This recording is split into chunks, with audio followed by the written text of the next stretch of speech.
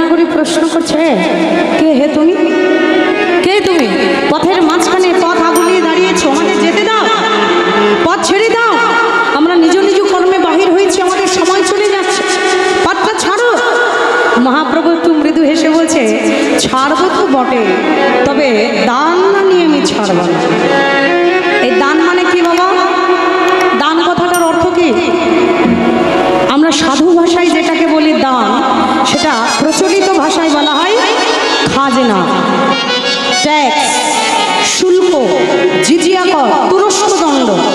বোঝা গেল? যেটা সাধু ভাষায় বলে দান, সেটাকে আমরা প্রচলিত ভাষায় বলি খাজনা।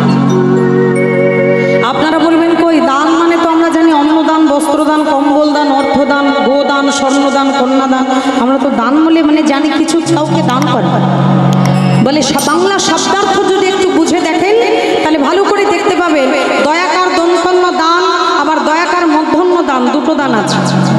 দয়াকার দন্তন্য দান শব্দের অর্থ হচ্ছে যেটা আমরা কেউ কাউকে কিছু দান করে থাকি, কেমন? আর দয়াকার মধ্যন্য দান শব্দের অর্থ হলো খাজনা। আজকে মহাপ্রভু আমাদের কাছে দান চাইছে, মানে কি ওই অন্নদান, বস্ত্রদান, কম্বল দান চাইছে না বাবা, তিনি আমাদের কাছ থেকে খাজনা চাইছে। কিসের খাজনা? খাজনাটা কিসের? যেই বলেছে খাজনা চাইছে, একজন নদিয়ার নাগরে আমার মতন মূঢ় জ্ঞানন্ধ যিনি কিছুই বোঝে না, সে বলে উঠল, যে খাজনা যদি দিতে হয় তবে তোমাকে কেন দেব? খাজনা দিতে গেলে সরকারের ঘরে নায়েবের হাতে গিয়ে জমা দেব, তোমাকে কেন খাজনা দেব? আর আমরা তো প্রতি বছর গেলে খাজনা দিই, জল কর, পথ কর, শিক্ষার কর, আলুর কর, জমির কর, সব দিয়ে থাকি, ইলেকট্রিক বিল সব দিচ্ছি, তাহলে তোমাকে কিসের খাজনা দেবো? বলি শুনি। কিসের দান চাও আমার গোড়া দিজ মনে, কিসের দান চাহে আমার গোড়া দিজ মনে, গোড়া রায়ে গোড়া রায়,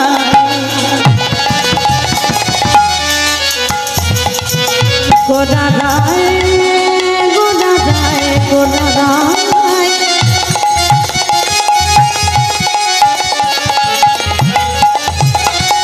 গোড়া রায় আমার গোড়া রায়, কিসের দান চাও আমার গোড়া দিজ মনে, কিসের দান চাহে আমার গোড়া দিজ মনে, ও গো পেত্র দিয়া বলিয়া রাখয়ে তরণী, হরি হরি পেত্র দিয়া বলিয়া রাখয়ে তরণী, ও গো পেত্র দিয়া বলিয়া রাখয়ে তরণী, আর পেত্র দিয়া বলিয়া রাখয়ে তরণী, বলি যেতে যে দিব না, যেতে যে দিব না, যেতে যে দিব না, আমায় 1 লক্ষ দান দিতে হবে, নইলে যেতে দিব না।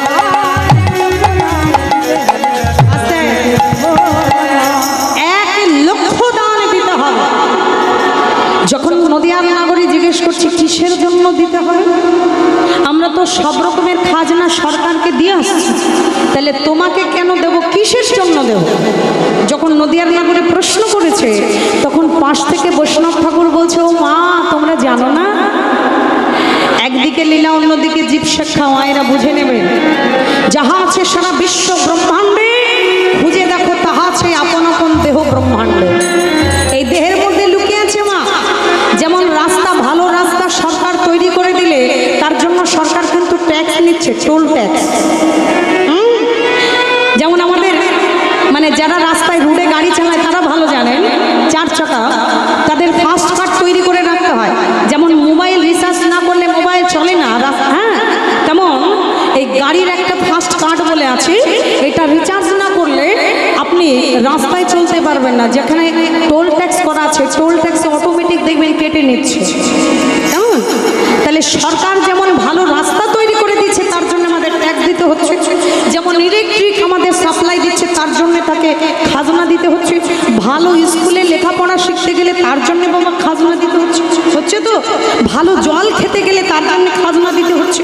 ঠিক তদ্রূপ করে তোমরা ভালো করে চিন্তা করে দেখো, তোমার এই দেহের মধ্যে দিয়ে একটা জাতীয় সড়ক অর্থাৎ জাতীয় রাস্তা চলে গেছে, যে রাস্তার মধ্যে দিয়ে তুমি অহর্নিশ এসে রাত দিন 24 ঘন্টা ধরে আপ ডাউন করছো, যাওয়া আসা চলছে, কখনো বন্ধ নেই। আপনি এখানে বসে আছেন, আপনার যাওয়া আসা চলছে। আপনি ঘরে গিয়ে খেয়ে দেন, শান্তিতে ঘুমোবেন, তখনও আপনার যাওয়া আসা চলবে। আপনি গাড়ি বাসে ট্রেনে যাচ্ছেন ভাড়া দিয়ে, তার মধ্যে দিয়ে আপনার যাওয়া আসা চলবে। কিরকম একটু লক্ষ্য করুন আমার দিকে বাবা।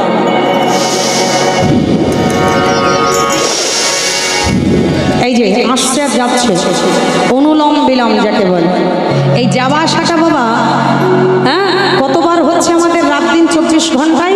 বলে 21,600 বার। কবার বললাম? মনে থাকবে? ভুলে যাবেন না তো সিরিয়াল দেখতে দেখতে? সত্যি বলছে? সিরিয়ালের দিব্যি? ঠিক আছে, 21,600 বার। এর মধ্যে বাবা যদি একবার নো এন্ট্রি হয়ে যায়, একবার যদি গেট পড়ে যায়, কি হবে বাবা?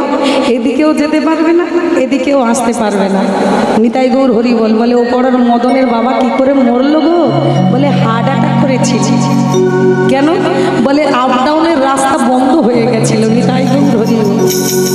কি বুঝলে মায়েরা? হ্যাঁ, তাহলে মহাপ্রভু আজকে যিনি আমাদের মধ্যে বিরাজ করছে, তিনি যদি পথের মাঝখানে বাবা নো এন্ট্রি করে দেয়, গেট ফেলে দেয়, তাহলে কি হবে? না এদিকে যেতে পারবে, না এদিকে আসতে পারবে, চরম বিপদে পড়ে যাব। নিতাই গৌর বলো হরি। আর বলতে হবে না বাবা, ওই পর্যন্ত থাক, ওটা লাস্টের দিন বললে হবে। কেমন?